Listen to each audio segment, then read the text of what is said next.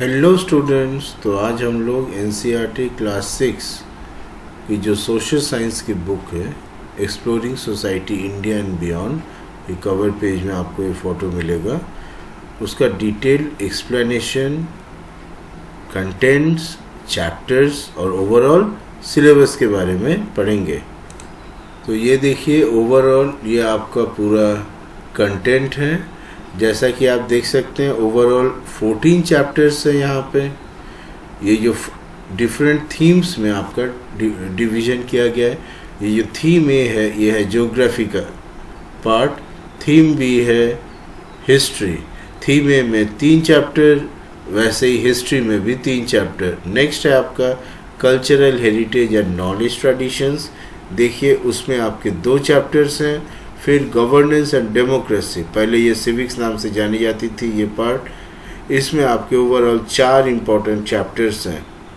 यहाँ local governance को काफ़ी इम्पोर्टेंस दिया गया है। और लास्ट में इकोनॉमिक्स में आपके 2 चैप्टर्स हैं।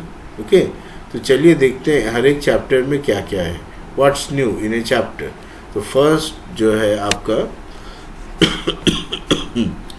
समझने वाली बात है कि यहाँ पे हर एक चैप्टर को काफ़ी विजुअली बनाया गया है। देखिए, हर एक चैप्टर एक इम्पॉर्टेंट किसी की बात से, कोई कोटेशन से शुरुआत हुआ है। फिर नेक्स्ट देखिए, यहाँ पे बिग क्वेश्चंस हैं, क्या सीखने वाले। आप कलर भी देखेंगे, टेक्स्ट में डिफरेंट कलर्स दिया गया। Inspiring quotation as a starting point है। फुल ऑफ इलास्ट्रेशंस है ये टेक्स्ट बुक। यहाँ पे ग्लॉसरी भी आपको मिल जाएगी, टेक्निकल वर्ड्स को भी समझाया गया है, QR कोड भी है। ओके, तो बहुत ही मज़ेदार बुक है, फुल ऑफ पिक्चर्स, जो पहले की टेक्स्ट बुक्स में बहुत कम था। हम लोग जब पढ़ा करते थे, हमारे टाइम में इतना पिक्चर्स नहीं रहते थे। क्वेश्चंस, एक्टिविटीज़, प्रोजेक्ट्स भी है। तो चलिए, फर्स्ट चैप्टर जो है वो ज्योग्राफी के ऊपर में है, लोकेटिंग प्लेसेस ऑन अर्थ। यहाँ हम लोग मैप्स, ग्लोब्स, कोऑर्डिनेट्स उससे रिलेटेड समझेंगे। नेक्स्ट है आपका ओशंस एंड कॉन्टिनेंट्स। नाम से ही पता चल रहा है इस पूरे पृथ्वी में कितने सारे ओशंस है, कॉन्टिनेंट्स है, उसका अपने इंसानों के ज़िंदगी में क्या प्रभाव है, इसको समझेंगे। थर्ड चैप्टर है land forms and life.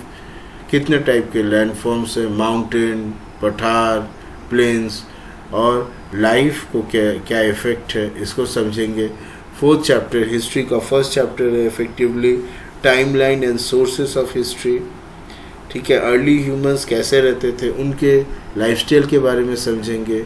BCE CE concept, इनके मैथ्स को समझेंगे। उसके बाद है अपने भारतवर्ष को किन किन नामों से जाना जाता था, कैसे भारत को डिफाइन किया जाए। ओके, ये 5th चैप्टर में समझेंगे।